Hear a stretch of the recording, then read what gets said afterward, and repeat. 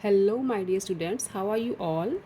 This is Meenu Budhwa, your mathematics tutor, and you are watching your own YouTube channel Mathematics by Meenu. तो class 10th के बच्चों के लिए we have been doing exercise 6.1 of chapter number 6 problems on quadratic equations. ठीक है, तो उसके first 10 हम कंप्लीट कर चुके हैं. तो आज मैं इस लेक्चर में 11 सम से स्टार्ट कर रही हूँ और ट्राई करूँगी कि पूरी एक्सरसाइज 6.1 जो है कंप्लीट हो जाए. ठीक, तो बने रहिए मैथमेटिक्स बाय मीनू के साथ. और अगर चैनल को सब्सक्राइब नहीं किया तो बच्चों फटाफट से कर लो. वैकेशन में पूरी ट्राई करूँगी मैं कि आपका सेकंड टर्म का जो सिलेबस है 10th क्लास का वो कंप्लीट हो जाए, ताकि आप स्कूल टाइम में रिवीजन कर पाओ. ठीक है, तो let's continue from some number 11 of exercise 6.1. तो स्टेटमेंट है आपकी सम नंबर 11th की.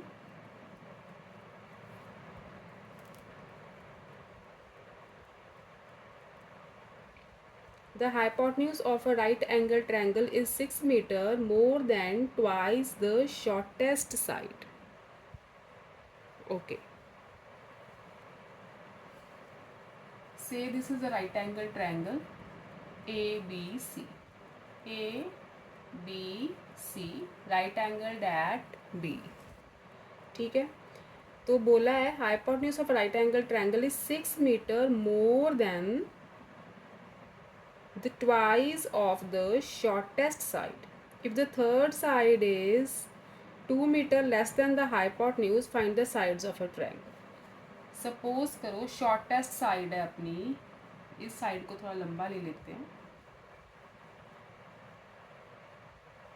This is AC. सपोज करो shortest side is BC, that is X. Metre में कहा है तो मीटर ले लेते हैं. सपोज करो BC जो है ना वो शॉर्टेस्ट साइड है एंड X मीटर है, राइट. यहाँ पे लिख लो let the shortest side is X metre. ठीक है, तो स्टेटमेंट के अकॉर्डिंग जो हाइपोटेन्यूज है ना, ये वाला AC साइड है, जो AC हाइपोटेन्यूज है is 13 centimetre, sorry it is the 6 metre more than twice the shortest side. Twice the shortest side और उससे 6 मीटर मोर. ठीक, तो हाइपोटेन्यूज क्या हुआ अपना, ट्वाइस द शॉर्टेस्ट साइड और उससे भी 6 मीटर मोर. ये बन गया 2x + 6. और जो थर्ड साइड है वो हमें गिवन है. If the third side is 2 metre less than the hypotenuse. अब हाइपोटेन्यूज ये है, थर्ड साइड क्या है, इससे 2 मीटर लेस है, मतलब 2x + 6 - 2 है थर्ड साइड. तो ये होगी 2x + 4 मीटर. ठीक है, थर्ड साइड होगी अपनी 2x + 4 मीटर. तो हमें कहा है find the sides of a triangle. तो आपको पता है राइट एंगल ट्रायंगल पे पाइथागोरस थ्योरम अप्लाई होती है. तो लिखो by Pythagoras theorem AC² is equal to AB² + BC². Right, AC है 2x + 6. 2x + 6 का स्क्वायर ये हो गया 2x + 4² plus BC is x² ठीक है, यहाँ से अपनी क्वाड्रेटिक बनेगी. तो A + B होल स्क्वायर से ओपन करो, A² + B² + 2AB. 2AB is 24x is equal to A² + B² + 2AB is 16x + x². ठीक है, तो 4² 4x² तो सेम है, ये तो कैंसिल हो रही है टर्म. तो ये सारी टर्म्स आप राइट साइड पे ले आओ. तो राइट साइड पे बन जाएगा x² + 16x + 16. ये दोनों टर्म्स माइनस होंगी, -24x -36 और बचेगा 0. x² 16x - 24x is -8x and 16 - 36 is -20. Right, ये बन गई क्वाड्रेटिक। अब सेंटर वाली टर्म को करो स्प्लिट। कैसे करोगे? 10 2 ज़ार 20, तो x square minus 10x plus 2x minus 20 is equal to 0। X common आ रहा है, x माइनस 10, यहाँ से 2 कॉमन आ रहा है, again x minus 10 is equal to 0। तो x माइनस 10 फिर से कॉमन आ रहा है दोनों में, क्या बचेगा? x plus 2 is equal to 0। x की दो वैल्यूज़ आएंगी आपके पास, 10 एंड माइनस 2। ठीक है, 10 एंड माइनस 2 आएंगी ना। साइड है राइट एंगल ट्रायंगल की, नेगेटिव तो हो नहीं सकती, तो हम लेंगे x is equal to 10। If x is equal to 10 है तो एक साइड तो हो गई 10, BC तो हो गई 10, तो AC क्या हुई? AC होगी 2 multiply 10, 20 plus 6 26।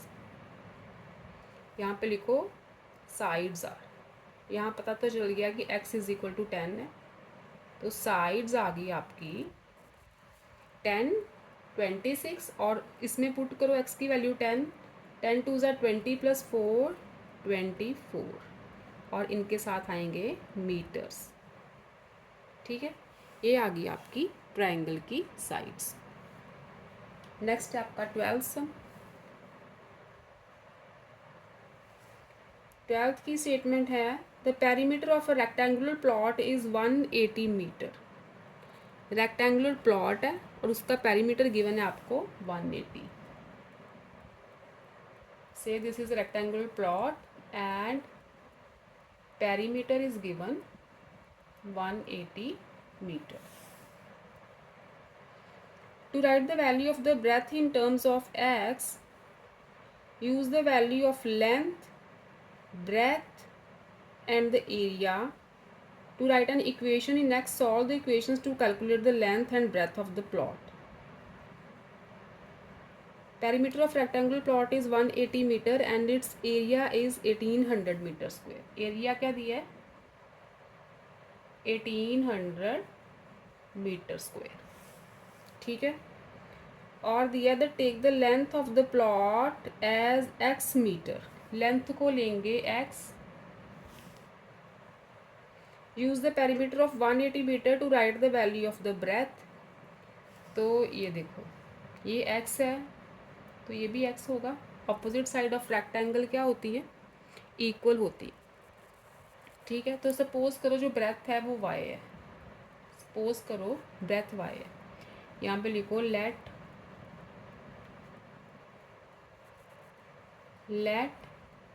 Length of rectangle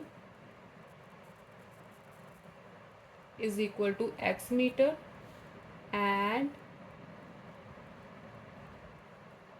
breadth is equal to y meter। ठीक है, सपोज कर ली कि लेंथ जो है x मीटर है एंड जो ब्रेथ है रेक्टेंगल की वो y मीटर है। तो पेरीमीटर क्या होगा? रेक्टेंगल का पेरीमीटर क्या होता है?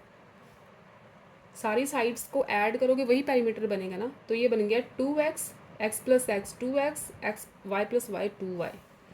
तो हमें गिवन है 2x प्लस 2y, सो ये पेरीमीटर हो गया ना, is equal to 180।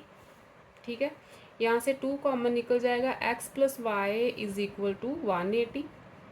x plus y आ गया 180 ओवर 2 90, और y की वैल्यू फाइंड करनी है x की फॉर्म में। y आ गया 90 माइनस एक्स। मतलब अगर लेंथ x है तो ब्रेथ क्या है? 90 माइनस एक्स। और हमें क्या गिवन है? एरिया। एरिया ऑफ रेक्टेंगल क्या होता है? Length multiply breath.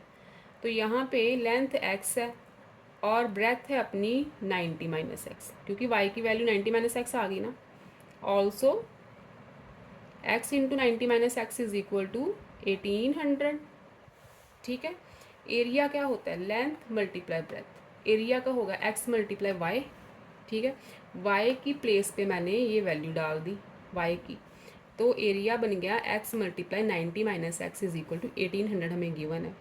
तो ये बन गई क्वाड्रेटिक, ये क्वाड्रेटिक बनेगी। ओपन करो, 90x minus x square is equal to 1800।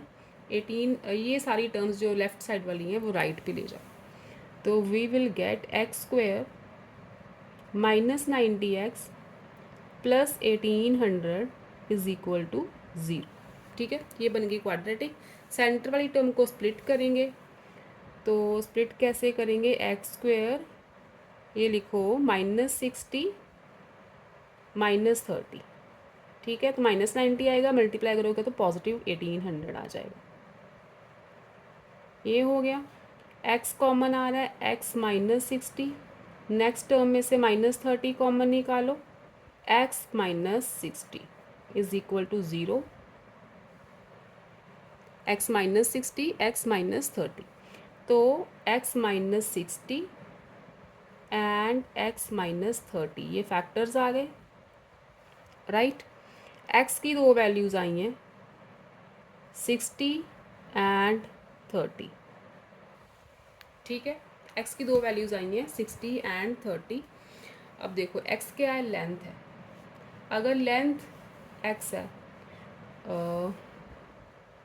If x is equal to 60, ठीक है, हमें फाइंड क्या करना है, लेंथ ब्रेथ दोनों फाइंड करनी है। सम नंबर था अपना 12th, लेंथ एंड ब्रेथ। अगर x 60 है, मतलब अगर लेंथ 60 है तो y क्या होगा, 90 minus 60, then y is equal to 90 minus 60 that is 30 metres. ठीक है, मीटर्स गिवन है ना आपको। अगर लेंथ 60 है तो ब्रेथ 30 होगी। अगर लेंथ 30 है and if x is equal to 30, अगर x को 30 लेंगे, ऊपर लिख देती हूँ, if x is equal to 30, ठीक है, तो x की वैल्यू 30 पुट करोगे तो y क्या आ जाएगा, 90 minus 30 that is 60 metre, right. अगर x 30 है, लेंथ 30 है तो ब्रेथ 60 है, अगर लेंथ 60 है तो ब्रेथ 30 है। ठीक है, यहाँ से एक्स वाई की वैल्यू, एक्स वाई को आप लिख लो, if length is 30 breadth is 60, if length is 60 breadth is 30। Okay, ये था आपका 12th से।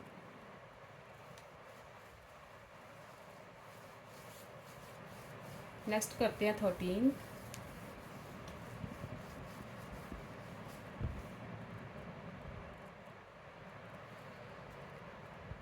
13th की स्टेटमेंट है आपकी,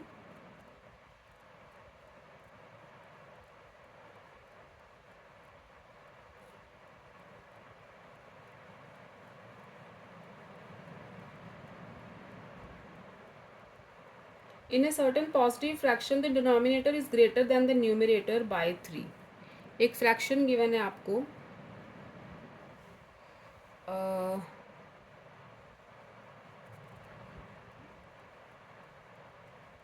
denominator is greater than the numerator by 3। ठीक है, तो let the fraction is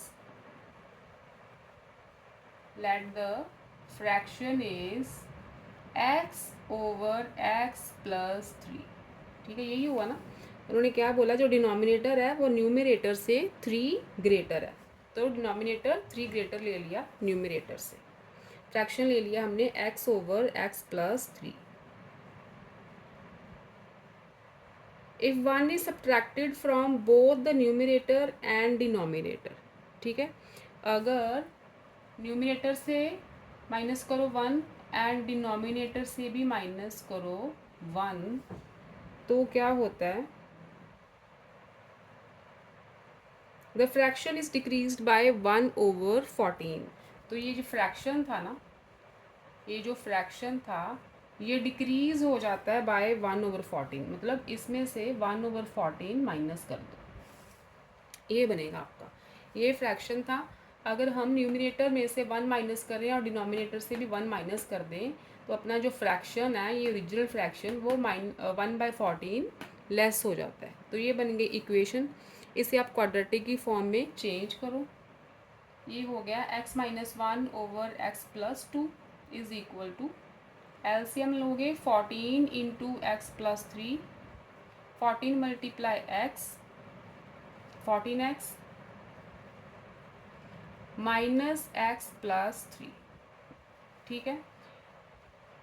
x minus one over x plus two is equal to 14x minus x minus three over ये बन गया 14x प्लस 42।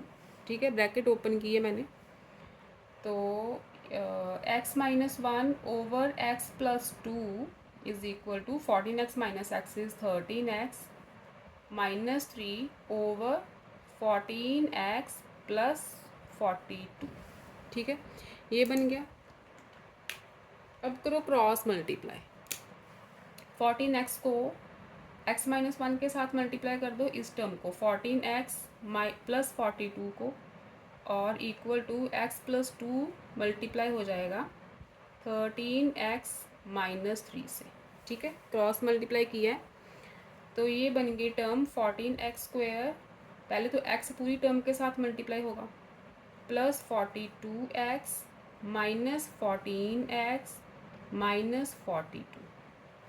ठीक, ये बना is equal to 13x square minus 3x plus 26x minus 6। ठीक है, ये सारी जो टर्म्स है ना, पहले तो चलो x वाले को सॉल्व करते हैं, x वाली टर्म्स को। 42x minus 14x, 42x minus 14x, ये बन गया आपका 8 एंड 2, 28x आ गया, minus 42 is equal to 13x square plus 23x बना माइनस 6।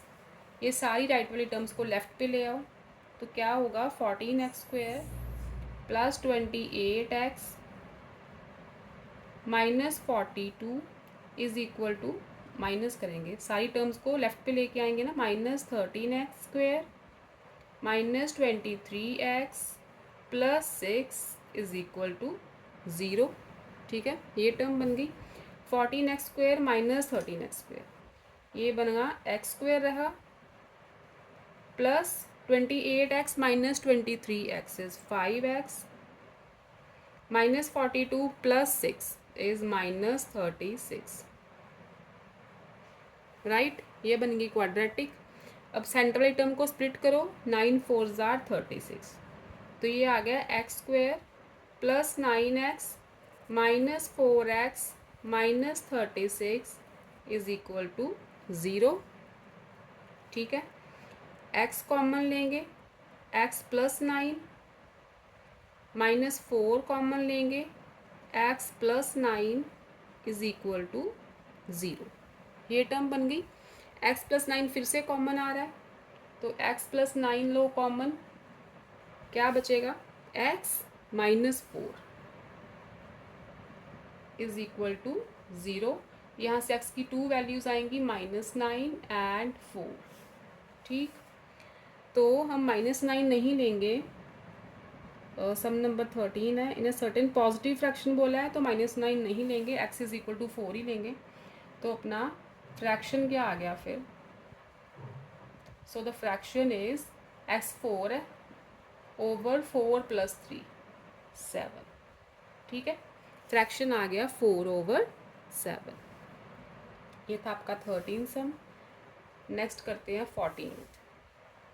14th की स्टेटमेंट है, इन एन ऑडिटोरियम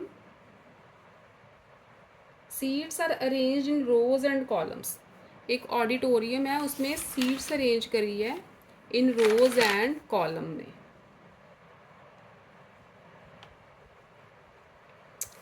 आप यहाँ पे लिखो let the number of rows are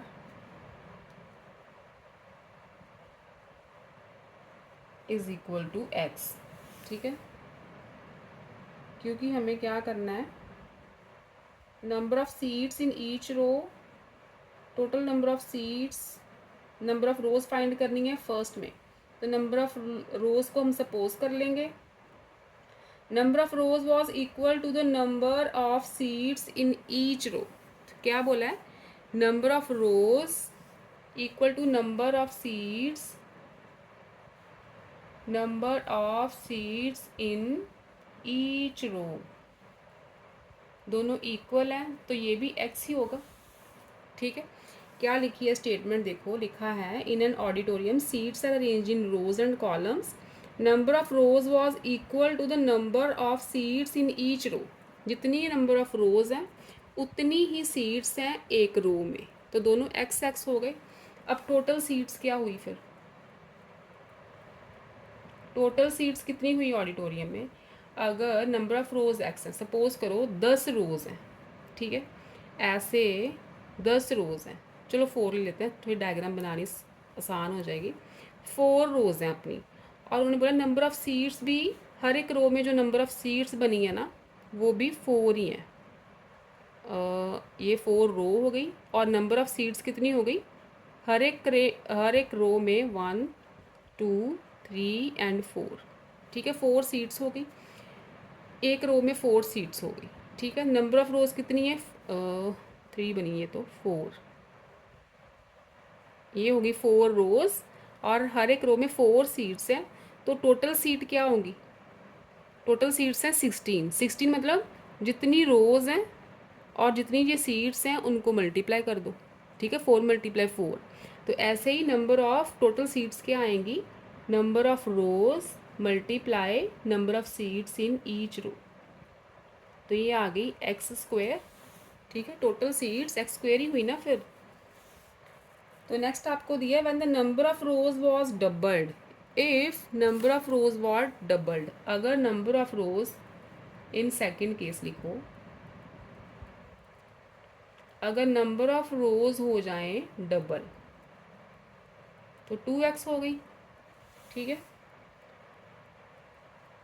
and the number of seats in each row was reduced by 10, तो number of seats in each row, दूसरा number of seats in each row, ये 10 कम कर दो, मतलब x - 10 कर दो, तो क्या होगा, and number of seats in each row was reduced by 10, the total number of seats increased by 300, तो जो टोटल नंबर ऑफ सीट्स आएंगी वो 300 ज़्यादा आएंगी। तो नंबर ऑफ सीट्स कैसे निकली थी, rows multiply number of seats in each row करके, तो क्या होगा, नंबर ऑफ टोटल सीट्स ये होगी ना, rows multiply number of seats in each row, यही होगी टोटल सीट्स। तो टोटल सीट्स पहले थी हमारी एक्स स्क्वायर, और इस केस में टोटल सीट्स 300 ज़्यादा हैं, ठीक है, ये बनी है इक्वेशन।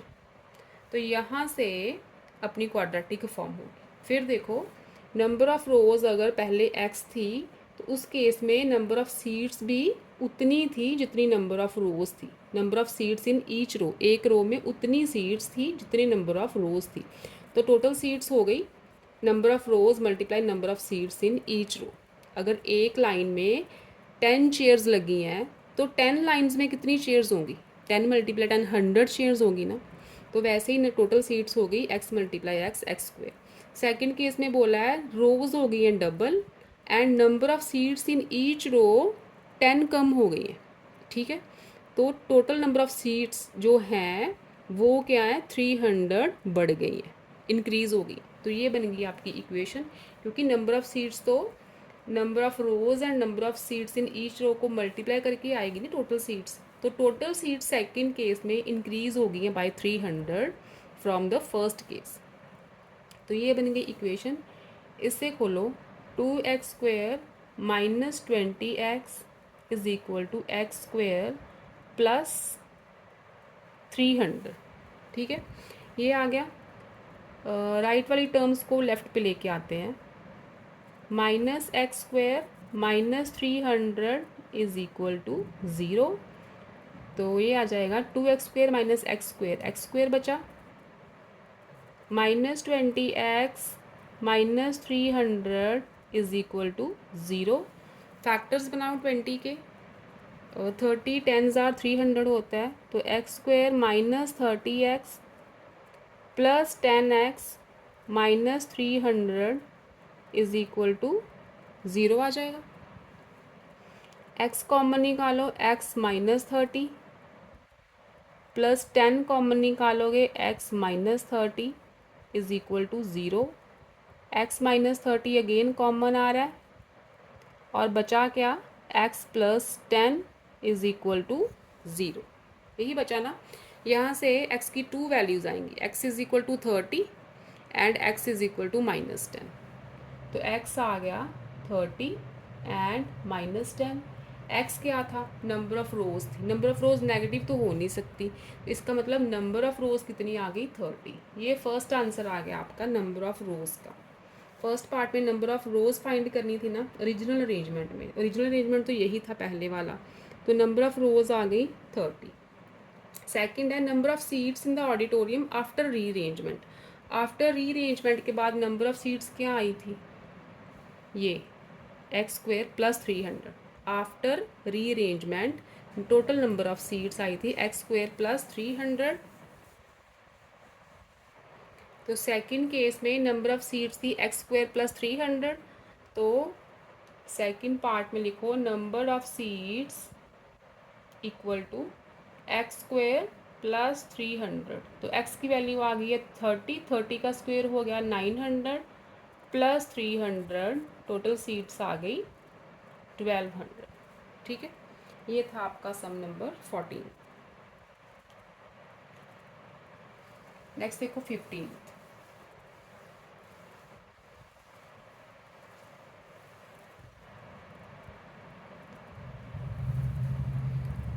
15 की स्टेटमेंट है, a person made a rectangular garden with its length 5 metre more than its width.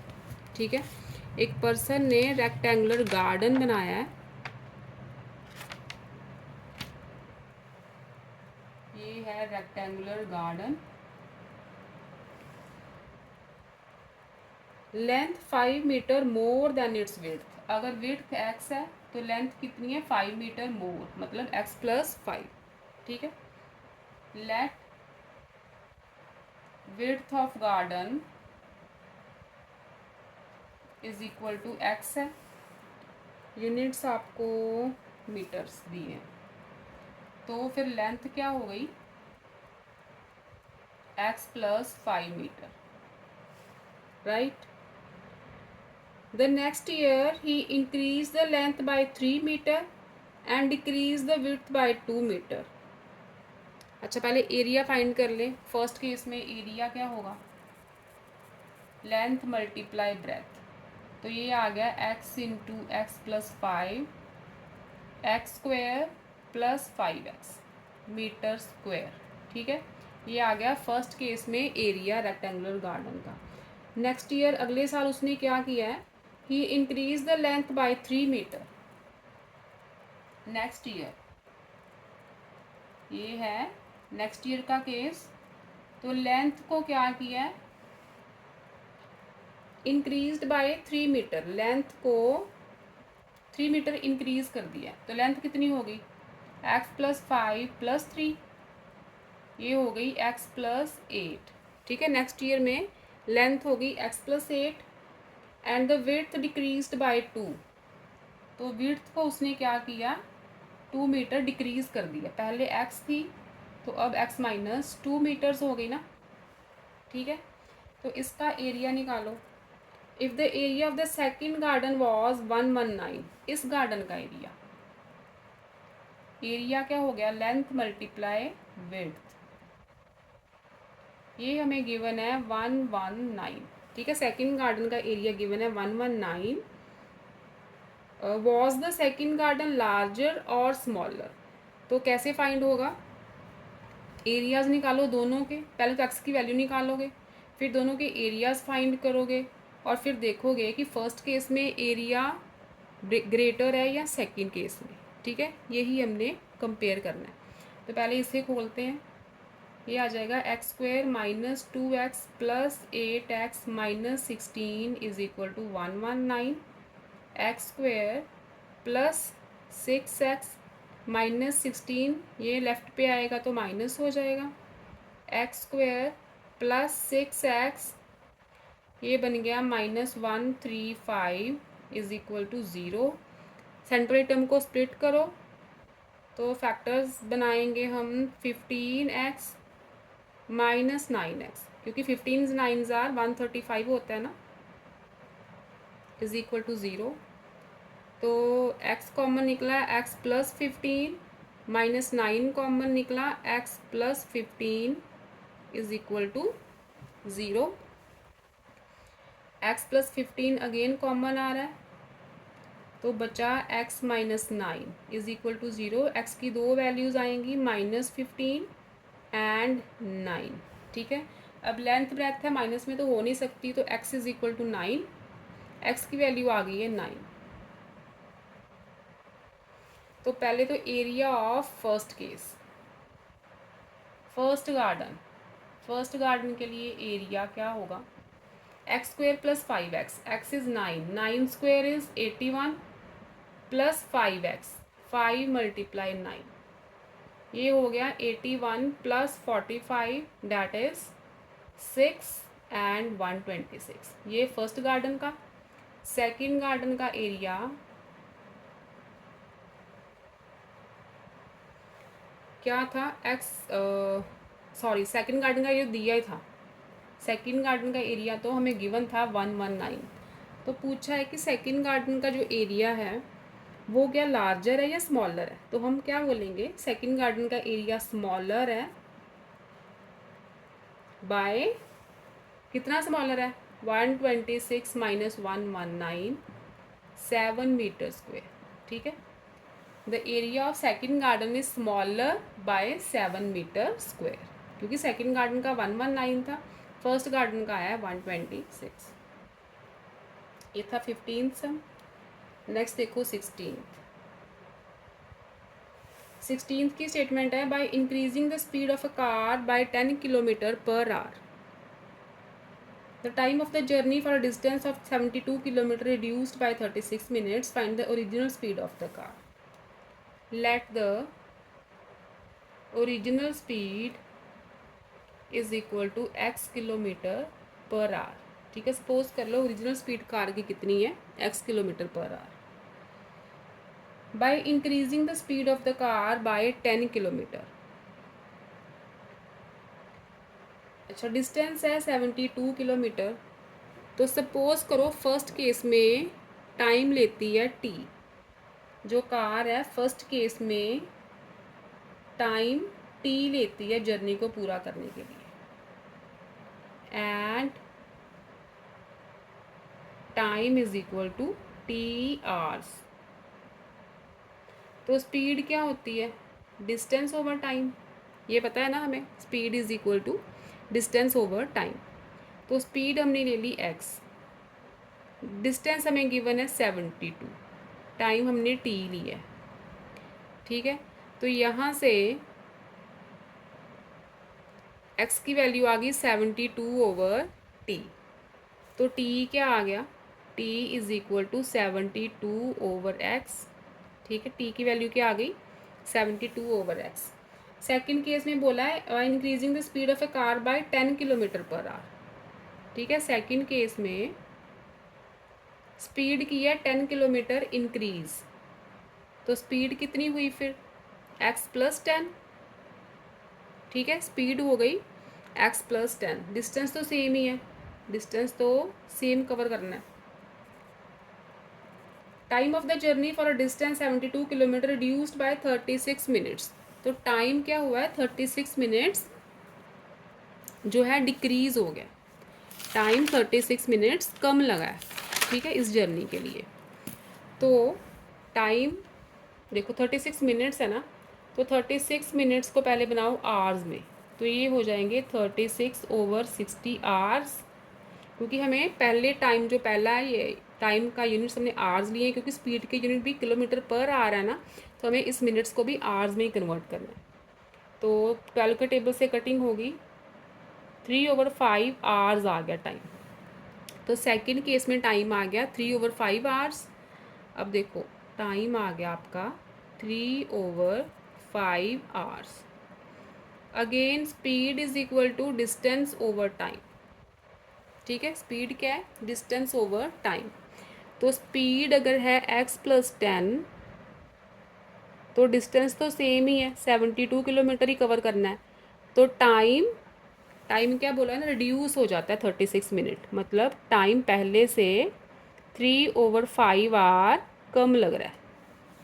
Speed अगर बढ़ा रहे हैं ना तो नेचुरल बात है ना, स्पीड 10 किलोमीटर पर आवर की स्पीड से बढ़ रही है तो टाइम कम ही लगेगा। तो ये इक्वेशन आ गई। इस इक्वेशन में से टी की वैल्यू निकालो, क्रॉस मल्टीप्लाई करते हैं, इसके नीचे 1 ही है ना, तो क्रॉस मल्टीप्लाई करोगे तो आ जाएगा x+10 multiply t-3/5 is equal to 72। ठीक है, यही आएगा। तो यहाँ से t-3/5 आ गया 72/x+10। ठीक है, ये टर्म उधर जाके हो जाएगी डिवाइड, तो t की वैल्यू आ गई 72/x+10 प्लस 3/5। ठीक है, यही आई ना, -3 और 5 राइट पे जाएगा तो प्लस हो जाएगा। यहाँ पे t की वैल्यू थी 72/x एंड यहाँ पे t की वैल्यू आ गई दिस। तो हम क्या लिखेंगे, फ्रॉम 1 एंड 2 दोनों t की वैल्यूज़ हैं, इक्वेट कर दो। 72/x is equal to 72/x+10 plus 3/5। ठीक है, ये इक्वेशन बन गई। इसको हम क्वाड्रेटिक में फॉर्म करेंगे, तो यहाँ से थोड़ा रब कर देती हूँ मैं। इसकी बनाओ आप क्वाड्रेटिक। एलसीएम लो पहले, 72/x is equal to, LCM लोगे 5 × x+10। ठीक है, यही आएगा। तो ऊपर आ जाएगा 72 × 5, तो ये आ जाएगा 360 प्लस 3 × x+10। ठीक है, एलसीएम वाले सम तो करने आते हैं ना, 10th क्लास है आपकी। 72/x इज इक्वल टू, ये बना 360 plus 3x plus 30 over 5x plus 50। ठीक है, यही बना। अब कर दो क्रॉस मल्टीप्लाई, तो 72 इस टर्म के साथ मल्टीप्लाई होगा ना 5x प्लस 50 के साथ। ठीक है, और x किसके साथ मल्टीप्लाई होगा, x हो जाएगा 360 प्लस 30, 390 लिख दो यहाँ पे, 390 प्लस 3x के साथ। ठीक है, ये बन गई इक्वेशन। अब देखो 72 5s आर 360, ये बन गया 360x plus 72 5s are again 360, एक ज़ीरो और है, इज़ इक्वल टू 390, ये हो गया 390x प्लस 3x²।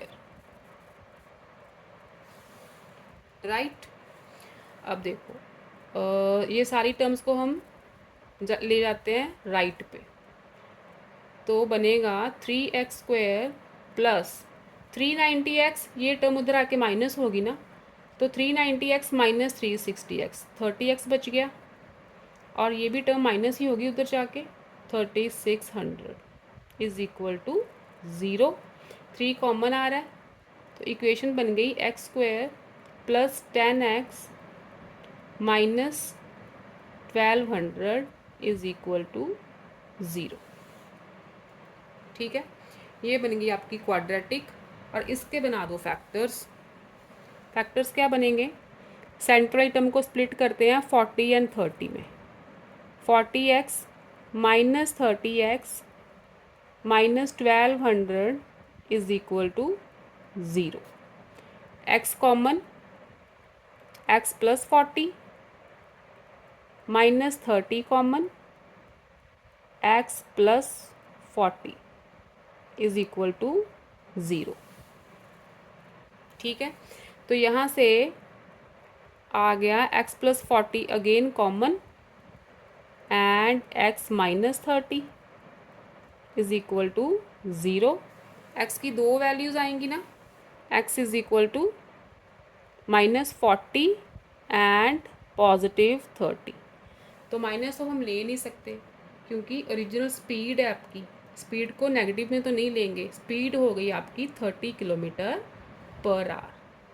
ठीक है, ओरिजिनल स्पीड फाइंड आउट करनी थी, तो स्पीड आ गई 30 किलोमीटर पर आवर। ये था आपका 16th।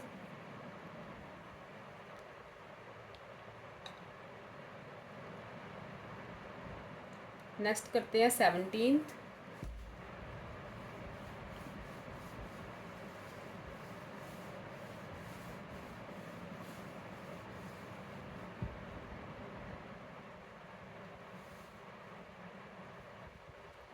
The speed of N express train is x kilometre per our. Express train की जो स्पीड है ना, speed of N express train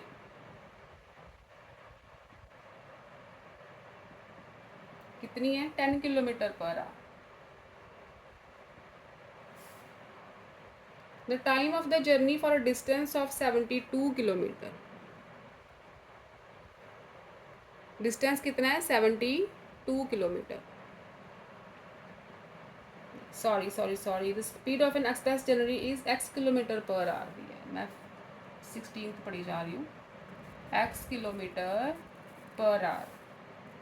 and the speed of an ordinary train is 12 kilometre per our. Speed of an ordinary train, ordinary train की speed है 12 kilometre per hour. Less than that of the express train, less है तो ये बन गई x-12। ठीक है, यही बनी ना, 12 किलोमीटर पर आवर लेस है ऑर्डिनरी ट्रेन की स्पीड एक्सप्रेस से। तो if the ordinary train takes 1 hour longer than the express train to cover distance of 240 kilometre. Distance हमें गिवन है 240 किलोमीटर। ठीक है, तो एक्सप्रेस स्पीड, जो एक्सप्रेस ट्रेन के लिए स्पीड रहेगी, यहाँ पे लिखो स्पीड ऑफ एक्सप्रेस ट्रेन क्या होगी? Distance over time 240 over T. ठीक है, स्पीड ऑफ एक्सप्रेस ट्रेन होगी 240 ओवर टी। तो एक्सप्रेस ट्रेन का जो स्पीड है वो है x आ गया 240 ओवर टी। यहाँ पे लिखो if t is the time taken,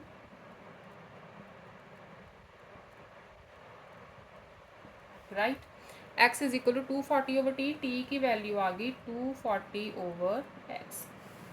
ठीक है, तो नेक्स्ट लिखा है if the ordinary train takes 1 hour longer than the express train to cover a distance of 240 kilometre. तो for an ordinary speed of an ordinary train, speed है आपकी x-12, distance तो same है लेकिन टाइम क्या ले रही है?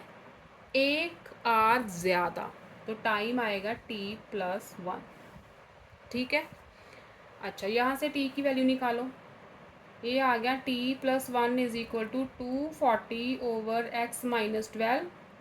तो t आ जाएगा 240 ओवर x-12 -1। ठीक है, ये बन गया। अब सॉल्व करो इसे थोड़ा सा। 240 एलसीएम लो x-12, 240 माइनस x-12, ये आ गया 240 minus x+12 over x-12। Further थोड़ा सा सॉल्व करोगे तो वी विल गेट 240 + 12, ये आ जाएगा 252 माइनस x ओवर x-12। क्या आया? ये t की वैल्यू आई। यहाँ पे t की वैल्यू ये थी, यहाँ पे ये आ गई। इक्वेट कर दो दोनों को from 1 and 2।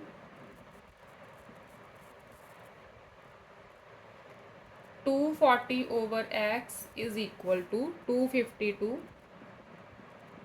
Minus x over x minus 12। Cross multiplication करो, 240 into x minus 12 is equal to x into 252 minus x. 240 x minus 240 into 12, ये आ जाएगा आपका 2880 is equal to 252 x minus x square. ये सारी टर्म्स को ले आओ लेफ्ट पे, एक्स स्क्वेयर प्लस 240 एक्स, ये टर्म आएगी माइनस 252 एक्स हो जाएगा, माइनस 2880 इज इक्वल टू 0। ठीक, तो ये बन गया x square minus 12x minus 2880 is equal to 0। अब सेंट्रल आइटम को स्प्लिट करेंगे, फैक्टर्स बनेंगे आपके 60 and 48। X square minus 60x plus 48 minus 2880 is equal to 0। X common x minus 60, 48 common x minus 60 is equal to 0। X minus 60 again common आ रहा है, x plus 48 is equal to 0। X की दो values आ गई 60 and minus 48। तो 60 ले सकते हैं हम, माइनस 48 नहीं ले सकते क्योंकि स्पीड है तो हमें पॉजिटिव चाहिए। तो अपनी स्पीड आ गई 60 kilometre per our express train की।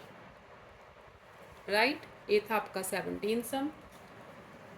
तो लेक्चर आपका बहुत लंबा हो जाएगा, ऑलरेडी 46 मिनट्स 47 मिनट्स हो चुके हैं। तो बाकी के सम्स मैं नेक्स्ट लेक्चर में कवर करवा दूँगी। 4 बचे हैं ना, 18, 19, 20 एंड 21। अब 17 तक की प्रैक्टिस करो। तो फिर मिलते हैं नेक्स्ट वाली 4 सम के साथ मैथमेटिक्स बाय मीनू में। Till then stay safe, stay happy, keep learning बच्चों। Bye bye, love you all.